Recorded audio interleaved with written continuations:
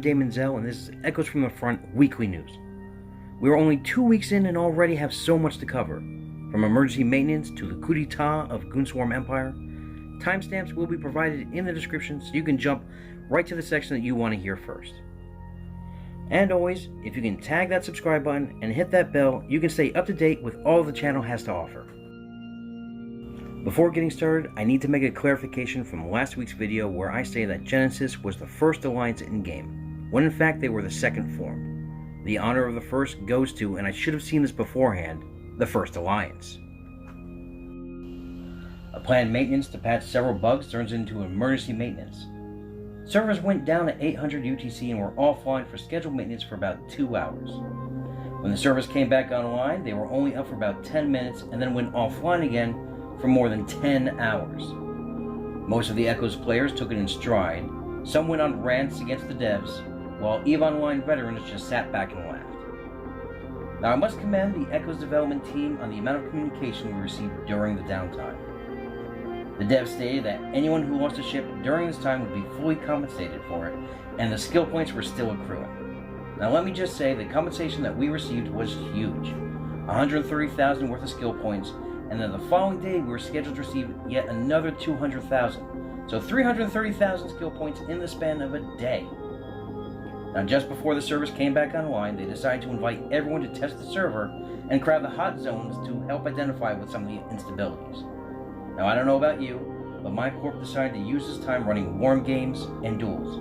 Nothing like blowing up your Corp mates to lay to rest any personal issues you may have with them. Now, a lot of quality of life items were patched in after the maintenance, and I just want to touch on a few of them, such as removing the broker's fee for selling Plex on the market, which I'm sure is great news to those Plex market players. Another is, now you can only loot mission items after eliminating all enemies when doing the storyline missions. Only the player who's doing the mission may loot the mission items. Now, I'm torn on this one as a lot of players, yes, it's only right to have it work this way, but knowing that you could cheese the mission by just running in, grabbing the item, and getting out was nice for that big payoff. They replaced the blueprints icon, making it more distinct. I love that they did this. It makes them stand out a lot more in my huge sea of inventory. Now this one is huge. Newly created characters will not spawn in Jita by default. This is meant to help manage the high traffic in the area. Now this goes without saying, but the traffic in Jita is horrendous. And even small fixes like this might go a long way in alleviating some of that congestion. Now this patch did fix a number of bugs found within the first week, such as stacking modules leading to incorrect damage, some ship skins rendering improperly, capsular outposts being destroyed while in use, irregular data when closing the fitting screen, non-existent weapons being displayed, resource extraction caused by shutting down the server, making you lose out on that PI, fixing an issue when reactivating Omega would lead to abnormal module attributes, and lastly, where the game would crash when a player attempted to enter an anomaly, making them unable to play the game. Now before the patch, it was found out that shield hardeners were broken or bugged. This has been tested several times, and it would show the correct stats in the fitting menu. However, in battle, pilots have been taking the same amount of damage with and without them being on. This also goes for damage control modules. This bug was not on their list, but it seems to be fixed after the patch went live. The devs are also aware of navigational issues regarding several systems within the Forge. They have no fix for this currently, but are working on it and suggest avoiding the Forge altogether and selling your items elsewhere. They are also currently working on long-term solutions to make traveling between systems and dealing with congestion a little bit easier. Since we're talking about warping issues, then we need to touch on the warping bug that still persists after the patch. Some players are locked into a warp animation without actually traveling anywhere. Now they seem to have fixed the broken gate problems where players would just hang on the gate without traveling through it, making them easy targets for hunters. But just in case this issue still persists, here's a list of the systems that initial problem occurred. The fight against RMT bots goes into overdrive as devs are cracking down hard against them, as they seem to be popping up everywhere, and now, not only in local, they are now assailing players with multiple PMs. Okay, let's talk about the implosion and the coup d'etat of Goonswarm Empire. Now I have spoken to and received statements from both Valdor and the officers that pulled off the coup. First, let's talk about the elephant in the room. EVE Echo's goons are not goons from EVE Online. Currently, EVE Online goons are caught up in a major war and would not split time between both games. If leadership found out that members were playing Echoes during this time of war, I am sure they would find themselves blacklisted from Goon and all Goon allies in EVE Online. Valdor hails from an online gaming community called Gaming Goons, and that community's first major foray into a focused game is EVE Echoes. He has spent the majority of the last two betas collecting data such as encounters information, routing fits, and anomalies. This was all corroborated by members from the inside, that he was very dedicated to creating the infrastructure to ensure a prosperous corporation. The link to this spreadsheet of all that informational data will be found in the description. Leading up to launch, they were recruited from everywhere, and I do mean everywhere, from Facebook to Reddit. And one of those places he recruited from was a little forum known as Something Awful, home to the EVE Online Goons. Now Valdor states that he is an ex-EVE Online player, but failed to mention if he was a Goonswarm member or not.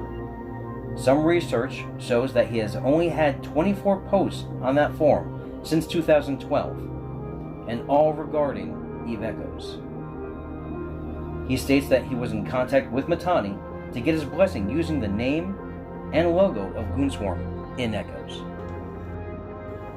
Fast forward to the week of launch, Goonswarm Empire becomes the third largest alliance in the game, and this is where I get stories from members telling me how things turned very quickly. They say the tax was hiked to 40% without notice, and anyone who called him out on not being a real goon was immediately banned. Another states Valdor also came into chat, got mad at someone for ratting in the wrong system, and he threw him and 5 corpmates out of the alliance. Valdor states that he took a day off, came back the next day to huge amounts of pings and messages on Discord, and the message in leadership stating, "I don't even see how we can defend him from this." He tells me how he was being accused of skimming off the Corp wallet and cleaning out all the corporation hangars. He says that 2 officers planned the coup, took all the items out of the hangars under the banner of keeping them safe from the leader. The leadership team spent hours in comms, listening to people argue and scream, while the officer in question started multiple corporations on his alts, siphoning off members, encouraging all who were fed up with how things were going to migrate over to the new Goon corporations. Farnax issued an order to the leadership saying all members would be returned if Val would step down as CEO. Meanwhile, Val's loyal leadership team was trying to talk to everyone and ensure them that he was the right man for the job and he was up to the task of leading. Then the cyber attacks started to happen, as Valdor's wiki, Discord, and forums were hacked. So now you have the loyal leadership who stood by him realize they can't right this ship anymore, and they ask him to step down, 2 of which Val says no. So now this leadership splinters off and creates another new corporation. So now there are 3 Goon entities in essence having a civil war: Goonswarm Empire, Goonswarm, and the Goonswarm Federation. As Valdor describes them, one is the real group, one is a neutral body filled with misinformed members suffering from miscommunications, and the last is full of trolls, monsters, and the devil himself. I can only assume he's talking about Farnax. Now we have the inside assassination of the Goonswarm Empire. Farnax takes control of the Alliance, kicks all the members out, resets standings with all allies, and empties all of the assets. He had also changed the message of the day to "Regards from Farnax," the video of which is playing in the background. Valdor says that they can pull whatever crap they want, he's not going to give up, and will rebuild. He had previously told me he couldn't believe how he was being attacked from in and outside the game, personal and character. I feel he truly did not understand what Goon means in the EVE universe. Farnax gives just a few statements on how the power went to Val's head, and how he had an inside man do the deed. Also that Valdor wanted to be Space Stalin, but instead became Space Mussolini. And of course, here is the official Goon statement on this entire affair. Opposing Force dropped several Corps from their alliance, including Goon, for breaking their TOS, and are now considering dropping several foreign Corps, i.e. non-opposing Force core corporations, from their ranks as well. The war has ceased between opposing Force and Genesis, and the official statement I received from opposing Force was that since they dropped Goon, they had no reason to be in Esoteria fighting Genesis. The Silent Alliance had one of their first major fleet ops to evict a neutral corporation living in a system close by. Their 80-man fleet rolled over TFX and scored 65 kills, not including the pods. TFX has now joined the Silent Alliance after that encounter. Okay, so after seeing this lovely image on Reddit this week, I decided to add a new feature to the news update in the form of a corporation spotlight. This lovely bit of trolling had me thinking there had to be more to the story, so I reached out and talked to True Zealot, who gave me an in-depth history lesson of Dead and their roots that extend back into Second Galaxy. In fact, during my interview and history lesson, I learned that a lot of prominent corporations and alliances in Echoes have their roots steeped in that game. According to Zealot, this has become somewhat of a blood feud for their members against Genesis. To understand this feud, we have to go back to the beginning where Dead and a player named Alondria, now in Borg within Genesis, were all in an alliance named Void. Dead had a major falling out with Void due to the fact that most corps within Void were non-contributing members of that alliance, which always received assistance claiming Sov, but never joined in the PvP to claim and hold that Sov. True Zealot also states that the leadership within the alliance was just overall bad, with mandatory PvE fleets day in and day out, 12 to 16 hours riding fleets, and if those that did not join them would be kicked out. The straw that broke the camel's back was a Dead pilot flying in one of these fleets, talking comms during said encounter, and the FC getting pissed off and ordered the entire fleet to open fire on this ally. Dead in Second Galaxy has had wars with Karinsky and Momosaurus Rex's corporations and alliances time and time again. Now I have to paraphrase a lot of this because I have no experience with Second Galaxy, and a lot of what True was telling me went over my head. So let me quote his abbreviated history provided by True. We killed Borg's alliance.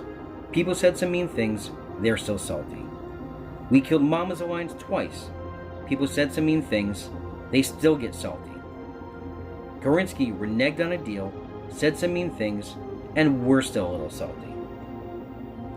We killed Karinsky's in-game friends alliance, rejected his offer to join, resisted his army and survived, was brought in and eventually became the leader of his oldest surviving alliance, said some mean things only to quit before he got his war against Dead, only for Dead to be resurrected and help kill Genesis, and now he's still salty.